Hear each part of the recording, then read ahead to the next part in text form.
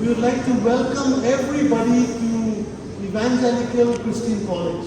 यहाँ सबैजनालाई इभान्जेलिकल क्रिस्चियन कलेजमा स्वागत गर्न चाहन्छौँ। We are so excited that you have all come to witness this historic moment with us. र हामीसँग यो ऐतिहासिक क्षणलाई तपाईहरु हाम्रो खुसीमा सामेल हुनको निम्ति तपाईहरु आइदिनु भएको छ। Today we are celebrating graduates who will start their commencement exercises. र आज चाहिँ हाम्रो बीचमा जतिजना दीक्षान्त विद्यार्थी हुनुहुन्छ उहाँहरूले चाहिँ आजबाट यहाँदेखि अगाडि चाहिँ के गर्नुपर्ने है त्यो आज्ञा र आदेश पाएर उहाँहरू जाँदै हुनुहुन्छ। What is commencement exercises? र तपाईहरुलाई दिएको यो कमेन्समेन्ट एक्सरसाइज वर्षको के हो? You graduated today आज तपाईहरुले तपाईहरु दीक्षान्त हुँदै हुनुहुन्छ and tomorrow you have to start your ministry, commence your ministry. र भोलिबाट चाहिँ तपाईहरुले आफ्नो सेवालाई सुरु गर्नै पर्छ। Okay? This is what you are graduating for. र तपाई चाहिँ त्यसकै लागि आज तपाईहरुले दीक्षान्त तपाईले हासिल गर्दै हुनुहुन्छ।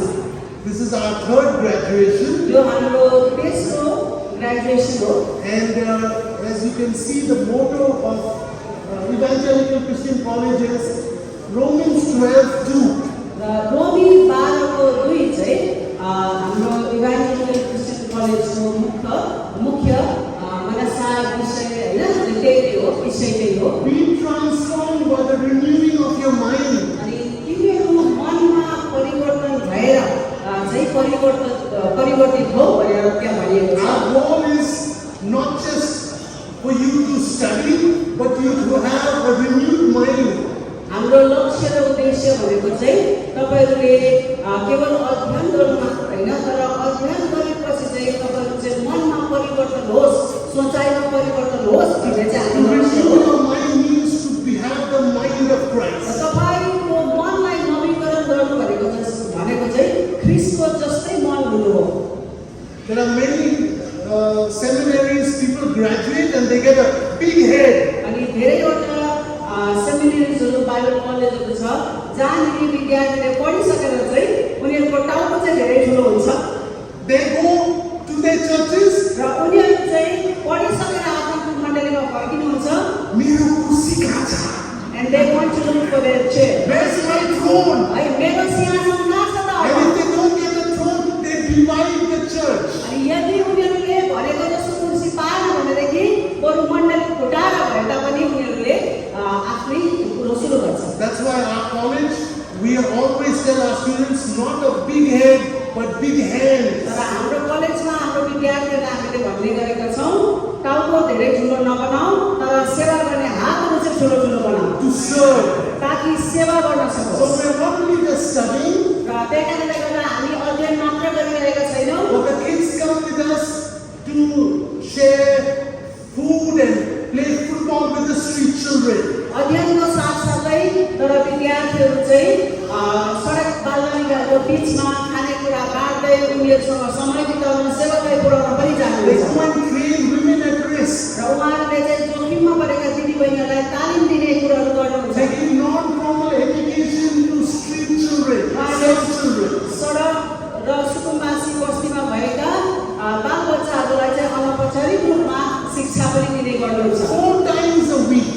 अनि हप्तामा 4 पटक उहाँहरू जानुहुन्छ। And then Saturday they go and serve the local church. र शनिबारै पछि चाहिँ विभिन्न स्थानीय मण्डलीहरूमा उहाँहरूले गएर सेवा पुर्याउनुहुन्छ। So what do we mean when we say welcome to ECC? अनि तपाईहरुलाई आज ECC मा स्वागत छ भन्दाखेरि यसको अर्थ वास्तवमा के We हो त? want to develop people who will study the word to serve, not study the word to keep studying and only studying. हामी चाहिँ यस्तो सेवक सेविकाहरूलाई चाहिँ खडा गर्न चाहन्छौँ जसले आएर चाहिँ केवल सिक्नको लागि मात्रै नसिकोस्, अध्ययन गर्नको लागि मात्र अध्ययन नगरोस् तर अध्ययन गरेको पश्चात चाहिँ गएर उहाँहरूले सेवा गर्न सक्नुभएको होस्। Dr. Benjamin sir came to me. We are friends for 20 years. Doctor Benjamin सरसँग मेरो मित्रता भएको 20 वर्ष भन्दा बढी भइसक्यो। But 3 years ago, तर 3 वर्ष अगाडि no, sorry, 6 years ago, 6 वर्ष अगाडि he came to me. उहाँ म कहाँ आउनुभयो He said, Brian sir, let's start. अनि भन्नुभयो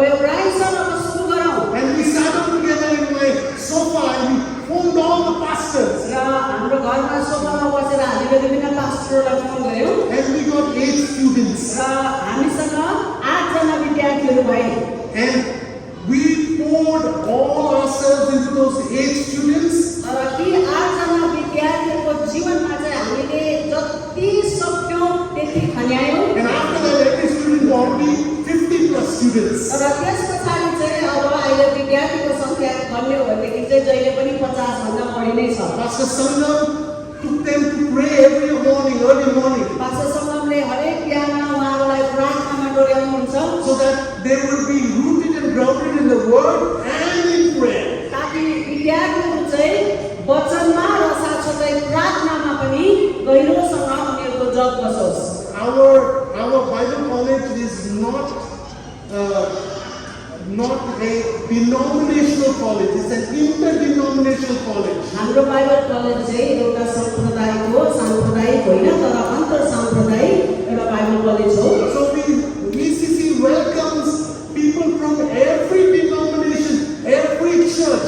You're welcome to send your students to study with us.